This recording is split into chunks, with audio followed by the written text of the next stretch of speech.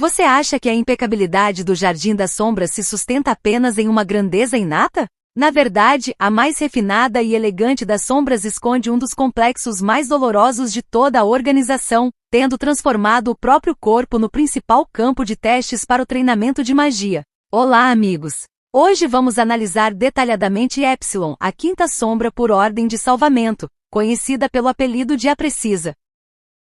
Como uma aristocrata arrogante, cega pelo ódio em relação às suas próprias imperfeições físicas, criou a ilusão perfeita da perfeição. Por que a sua devoção a Sid tem uma dimensão competitiva tão rígida? E onde se esconde o perigo assustador do seu controle mágico fenomenal? Para que vocês entendam toda a profundidade da sua personagem, logo no início Epsilon foi salva por Sid logo após Delta. Ela nasceu em uma orgulhosa família élfica de alta aristocracia, mas após a manifestação da possessão, transformou-se instantaneamente em um monstro amaldiçoado do qual todos correram para se livrar. A cura de Sid devolveu-lhe a vida, mas a natureza a privou de curvas femininas, deixando-a absolutamente plana. Para uma elfa arrogante e acostumada ao ideal, isso se tornou um trauma psicológico profundíssimo.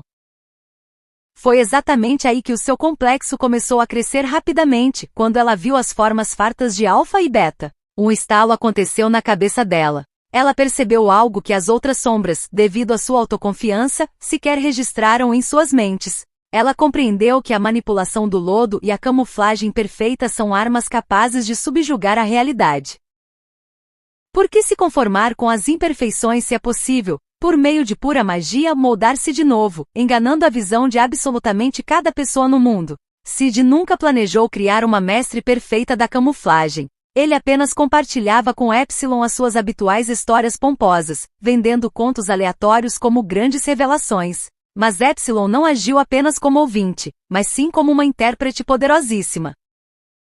Desenvolvendo as ideias de Sid sobre o controle do lodo e as possibilidades da magia, Epsilon levou-as ao limite absoluto em sua mente hiperracional. Ao mesmo tempo, ela cometeu um profundo erro interno. A elfa acredita piamente que está realizando, passo a passo, o grande plano do seu mestre. Na realidade, porém, ela distorceu colossalmente a escala das palavras dele. E é aqui que começa a verdadeira loucura. Epsilon não mudou apenas a aparência. Ela literalmente criou para si um novo corpo. A cada segundo, a cada dia, mesmo dormindo, ela mantém a forma feita de lodo de combate com tamanha precisão que a maioria das pessoas nunca desconfiaria do engano. Mas quanto mais forte Epsilon se tornava, pior ficava outro problema. O seu complexo não desapareceu em lugar nenhum. Pelo contrário, começou a governar toda a sua vida. Esse medo gera uma rivalidade insana e feroz com Beta. Epsilon sente literalmente na pele a superioridade da beleza natural da sua concorrente, razão pela qual se compara constantemente com as outras sombras. Para compensar a insegurança interna, ela transformou o lodo em sua segunda pele. O mecanismo do seu controle mágico funciona de uma forma assustadoramente genial. Ela mantém as formas falsas 24 horas por dia. Ela dorme com esse controle, treina com ele e vive em uma tensão constante, temendo mortalmente mostrar-se como realmente é e destruir a imagem criada de mulher perfeita. Esse perfeccionismo maníaco fez do seu talento mágico o maior entre as 7 sombras. Ninguém na organização é capaz de controlar a magia em um nível tão micrométrico, transformando o lodo líquido em um corpo firme que nem mesmo o olhar mais experiente consegue detectar. Epsilon transferiu a sua precisão fenomenal para a arte, fazendo da música o efeito colateral mais forte da sua rede de influência. Ela pegou as obras-primas de Beethoven e Mozart recontadas por Sid, e sob o pseudônimo de Xena, tornou-se uma pianista famosa, cuja execução faz reis chorarem. Os saraus musicais abriam para Epsilon o acesso às pessoas mais influentes do mundo. Enquanto os convidados desfrutavam de suas apresentações, ela observava atentamente seus comportamentos, hábitos e conexões, obtendo informações que um espião comum jamais alcançaria. No entanto, o mundo ainda oferece uma resistência feroz, e aqui se expõe a principal limitação vulnerável de Epsilon. O seu desejo maníaco de corresponder aos ideais de Sid é também a sua principal fraqueza. Devido à sua tendência de enxergar ordens ocultas em tudo, ela nem sempre é capaz de distinguir as ações casuais do culto de um suposto plano genial do seu mestre. Qualquer mudança na situação do mercado ou boatos falsos espalhados por inimigos, ela tende a interpretar como um desafio oculto do Eminência das Sombras, exigindo uma resposta imediata e severa. Essa hiperinterpretação de ruídos frequentemente a faz sobrecarregar os canais de espionagem do Jardim das Sombras, forçando seus agentes pessoais a trabalharem no limite do fracasso por objetivos que Sid sequer verbalizou. Epsilon precisa estar constantemente em um estado de estresse selvagem, limpando as consequências da sua própria pressa e temendo em pânico que o seu descuido lance uma mancha sobre a imagem impecável do Jardim das Sombras. Mas a verdadeira escala das suas habilidades tornou-se perceptível durante os eventos em Oriana, quando o culto de Diablos tentou subjugar completamente a família real por meio de marionetes. Eles pensaram que haviam escondido todos os fios da conspiração. Mas eles colidiram com a máquina mágica de Epsilon.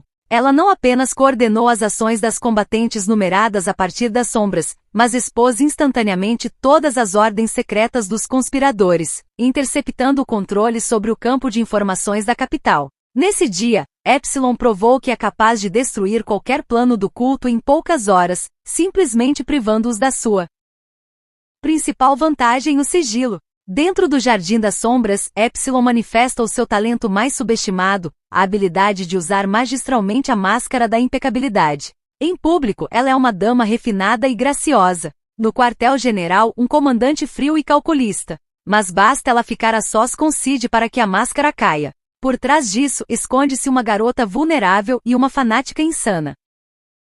Cada palavra aleatória de Sid que avalia a graciosidade feminina é vista por ela como uma lei da natureza, forçando-a a adensar ainda mais os fluxos mágicos ao redor do seu corpo. E aqui nasce a principal ruptura cômico-trágica e o conflito de percepção.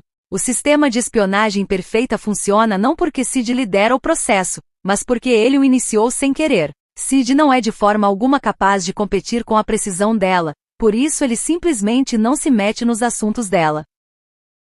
Além disso, ele frequentemente utiliza as conquistas dela para fins errados, ignora completamente os relatórios dela, considera o seu toque de piano apenas um fundo agradável para sua pompa e está sinceramente convencido de que Epsilon é apenas uma elfa caprichosa que dedica tempo demais às roupas. Sid não entende que as formas dela são artificiais, e a própria Epsilon idealiza a imagem dele mais do que as outras.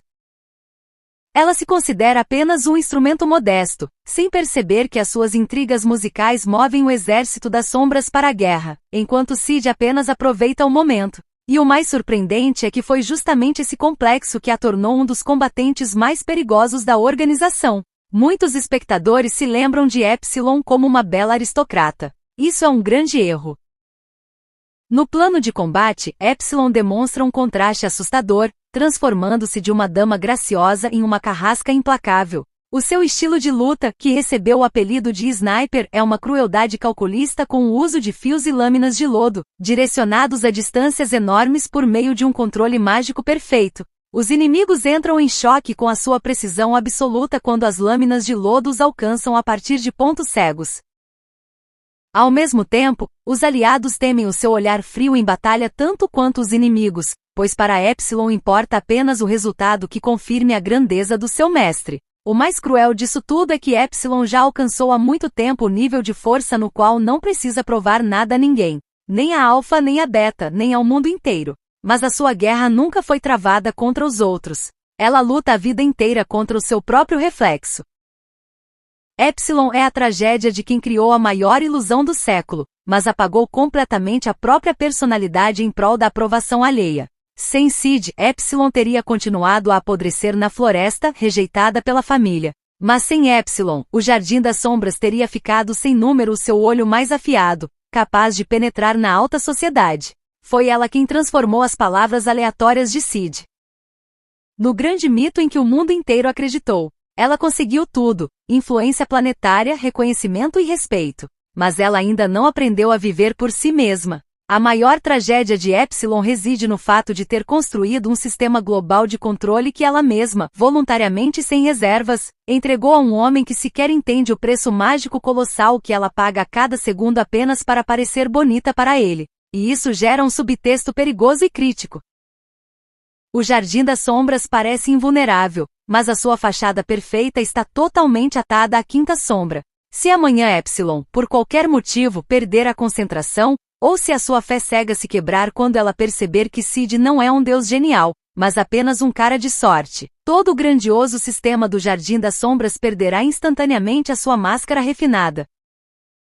O vácuo mágico destruirá a coordenação, os agentes secretos na alta sociedade serão expostos, e o culto de Diablos recuperará o controle sobre as mentes da elite. Sid pensa que está apenas brincando de eminência das sombras, mas o seu mito existe apenas enquanto Epsilon continuar a manter a forma do seu mundo perfeito. O que você acha que vai se desmoronar primeiro? A fé de Epsilon em Sid ou a imagem perfeita que ela criou de si mesma? Escreva nos comentários, inscreva-se no canal e até os próximos encontros.